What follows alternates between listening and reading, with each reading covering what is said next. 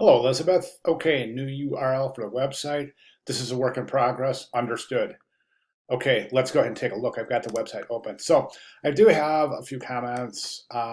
Some have to do with the actual website as just kind of some courtesy tips, and the other have to do, of course, directly with this class. So as far as the website itself, I think the homepage could brand yourself and reinforce your branding a little bit more effectively. Um, excuse me. So here's your mark, right? But where's the rest of your logo?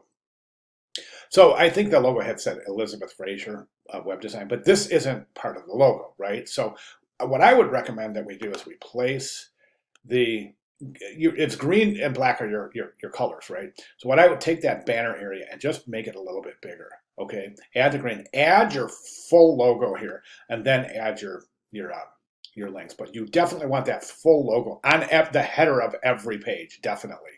I also noticed that you're not linking back to the home page. So in other words, if we come down here, we don't have the logo here. And I know it's a work in progress, but I click there and it doesn't go back to the homepage. You actually have to, typically you want your logo to take you back to the homepage. So we have to go to the homepage to access the homepage, right?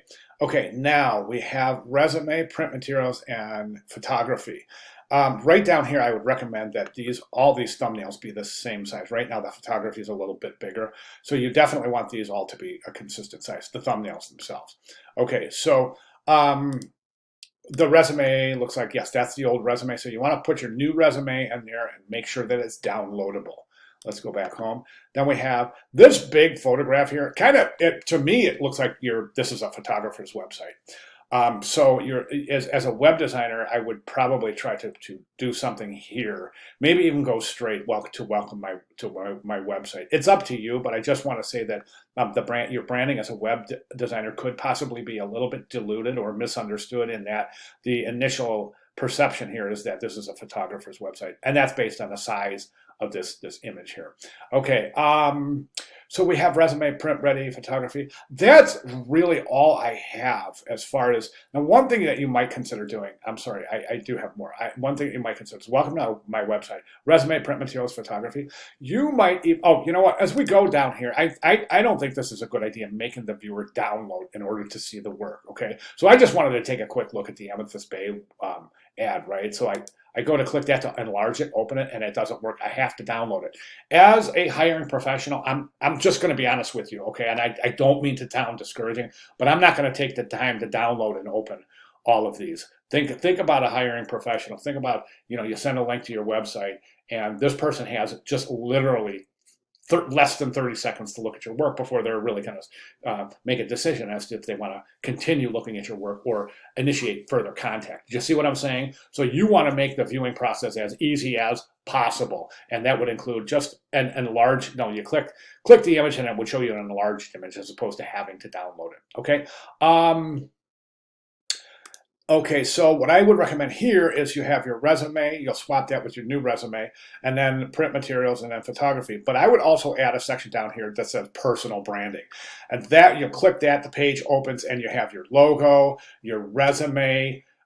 Now, in this particular case, it wouldn't have to be a downloadable version of your resume. You would just have your logo shown, even in a template. You show your logo, your letterhead, your business card.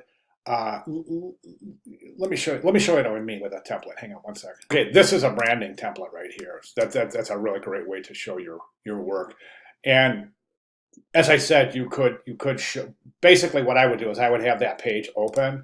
So your branding page opens and you have a main shot here. Then you have the regular, just the flat version of your resume, your letterhead, your envelope. By the way, I do recommend designing a number 10 envelope. So I think that and that's just a recommendation.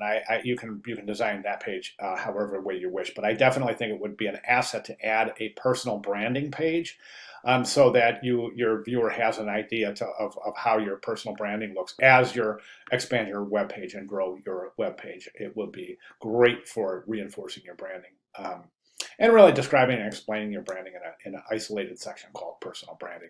Okay, other than that, I think we're off to a great start. Everything's functional. Everything's looking good.